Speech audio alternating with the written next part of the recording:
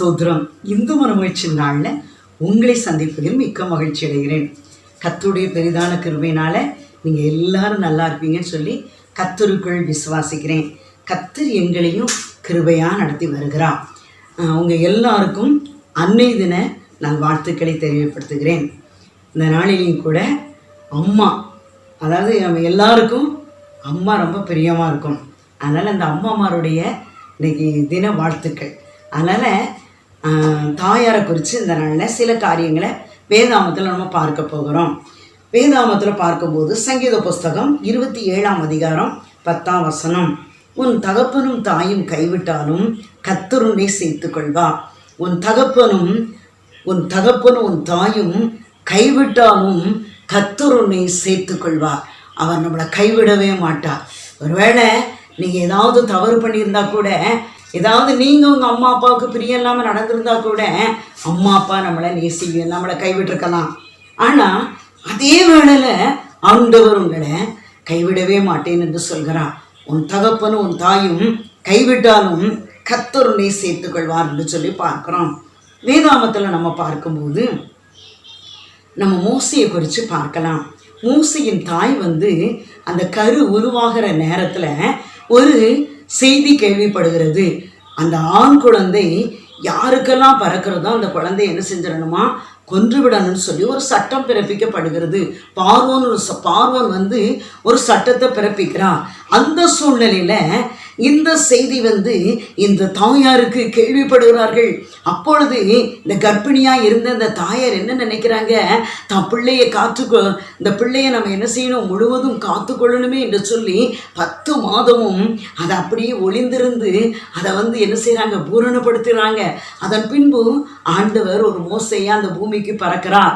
அதன் பின்பு அந்த செய்தி பயங்கரமாக நெருக்கப்பட்டு வருகிற வேளையில் அந்த மகன் இந்த பூமியில் இருக்கணும்னு சொல்லி ஒரே ஒரு வழி இருக்கிறது, இந்த நைல் நதியில் கொண்டு இந்த பிள்ளையை போட்டுருவோன்னு சொல்லி ஒரு அழகான நாணல் பெட்டி எடுத்து அந்த நாணல் பெட்டி உள்ள அழகு துணியை வச்சு மோசையை என்ன செய்தாங்களாம், வச்சு பேக் பண்ணி என்ன செஞ்சிட்டாங்களாம், அப்படி விட்டுட்டாங்களாம். விடும்போது ஐயோ என் பையன் போகிறான், என் பையனை நான் விடுறேன்னு சொல்லி அந்த தாய் எவ்வளோ ஒரு ஏக்கத்தோடு இருந்திருப்பாங்க. நல்லா கெஸ் பண்ணி பாருங்கள்.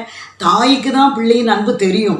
ஆனால் அந்த சூழ்நிலையில் தான் சகோதரியாகிய அந்த மூத்த மகளாக மீறியாமல் அந்த குழந்தைய பார்க்கணுன்னு சொல்லி அனுப்பி வைத்தாங்களாம். என் அன்பு பிள்ளைகளே, நல்லா யோசித்து பாருங்கள். இந்த பூமியில் நம்ம அம்மா எப்பவும் நம்ம மேலே ஒரு அன்புள்ள தாய். அதனால் நீங்கள் கனம் பண்ணுங்கள், தாயாரை கனம் பண்ணுங்கள். தாயாரை ஒருபோதும் புறக்கணிக்காதங்க.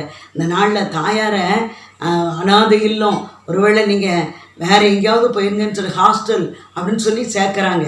அன்பு பிள்ளைகளே, அது சாபம், அது பாவம். நீ ஒருவேளை இல்லாமையில் இருந்தால் கூட உன் பெற்ற தாயை நீ கனம் பண்ணும்போது அது ஒரு மேலான பாக்கியம், மேலான ஆசீர்வாதம். நீ ஆண்டவருக்கு பயந்து நடந்து உன்னை பெற்ற தாயை நீ கனம் பண்ணும்போது அது ஒரு பெரிய ஆசீர்வாதம், ஒரு பெரிய பாக்கியம். இந்த நாளில் தாயின் போதகத்தை தள்ளாதே. இந்த நாளில் நீங்கள் தள்ளாதங்க. தாய்க்குரிய கனத்தை நீங்கள் கொடுக்கும்போது நிச்சயமாக கர்த்தர் உங்களை ஆசீர்வதிப்பான். அதனால் என் அன்பு பிள்ளைகளே, அந்த தாய் எப்படி தான் மோசையை கருவில் காத்தாங்களோ, ஆண்டவர் கிருபையினால் காக்கப்பட்டு அந்த இஸ்ரவேல் ஜனங்களை வழிநடத்துவதற்கு ஒரு மோசஸை கர்த்தர் என்ன செஞ்சார், பாதுகாத்து வந்தார்.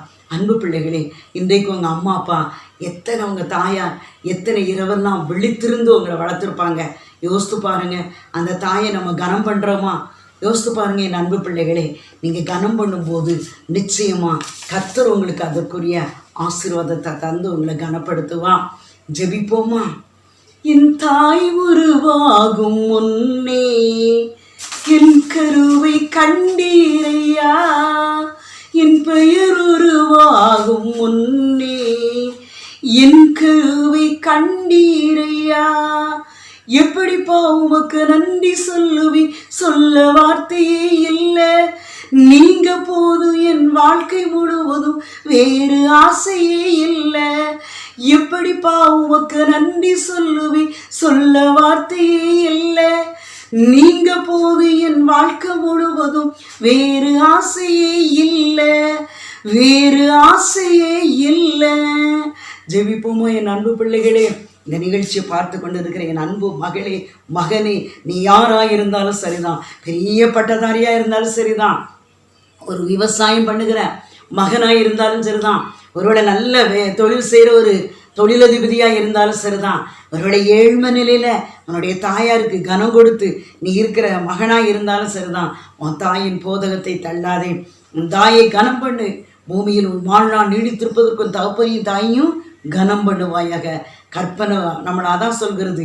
என் அன்பு பிள்ளைகளே, நீங்களும் நானும் ஆண்டவரை கனம் பண்ணும்போது நிச்சயமாக எவ்வளோ அழகாக கற்பனை சொல்லுது என் அன்பு பிள்ளைகளே. பூமியில் உன் வாழ்நாள் நீடித்திருப்பதற்கு உன் தகப்பனின் தாயும் கனம் பண்ணுவாயாக. நீ இந்த பூமியில் ஆயுசோடு இருக்கன்னா உன் தகப்பனின் தாயை நீ கனம் பண்ணுவாயாக. நீ கனம் பண்ணும்போது கர்த்தர் உன்னை புகழ்ச்சி கீர்த்திமாய் வைப்பா. கர்த்தர் உன்னை ஆசீர்வதிப்பா. நீ கனம் பண்ணும்போது உன் பிள்ளைகள் உன்னை ஆசீர்வதிப்பார்கள். ஜெபிப்போமா. பரிசுத்தமுள்ள தகப்பனே, உங்களுக்கு நன்றி ஆண்டவரே. இந்த அன்னை தின நாள்லையும் ஆண்டவரே நாங்கள் தாயாரை குறித்து பார்க்குறோம் ஐயா. வேதாமத்தில் மோசையினுடைய தாய் அவளை எவ்வளோ அருமையாக பாதுகாத்து ஆண்டவரே இந்த நாணல் பெட்டியில் வைத்து அனுப்புனாயா. அவர் பாதுகாக்கப்பட்டு ஆண்டவரே இந்த இஸ்ரவேல் ஜனங்களை நீதியோடும் நியாயத்தோடும் நிதானத்தோடும் நடத்துவதற்கு ஆண்டவர் தெரிந்து கொண்ட பாத்திரம்தான் அந்த மோசஸ் ஐயா. ஆண்டவரே, இன்றைக்கும் ஆண்டவரே எங்கள் அம்மா அப்பாகலாம் எங்களை எவ்வளோ ஒரு தியாகத்தோடு வளர்க்குறாங்க ஐயா. எங்கள் மேலே எவ்வளோ ஒரு பற்றாக இருக்காங்க ஐயா. நாங்கள் தான் மறந்துருக்குறோம் ஐயா. ஆண்டவரே, இந்த நிகழ்ச்சியை பார்த்து கொண்டு இருக்கிற மகனே, உன் தாயின் போதகத்தை தள்ளாத, உன் தாயை நீ அசட்டை பண்ணாத, உன் தாயை நீ கனம் கொடுப்பதில் மறந்து விடாதே. அவரோட மனைவியின் சொல்ல கேட்டு தாயை அவதூறா பேசுகிறியே, தாய் இல்லாம நல்லா இருக்குன்னு சொல்லி நினைக்கிறியே, ஆண்டவர் துக்கப்படுகிறா.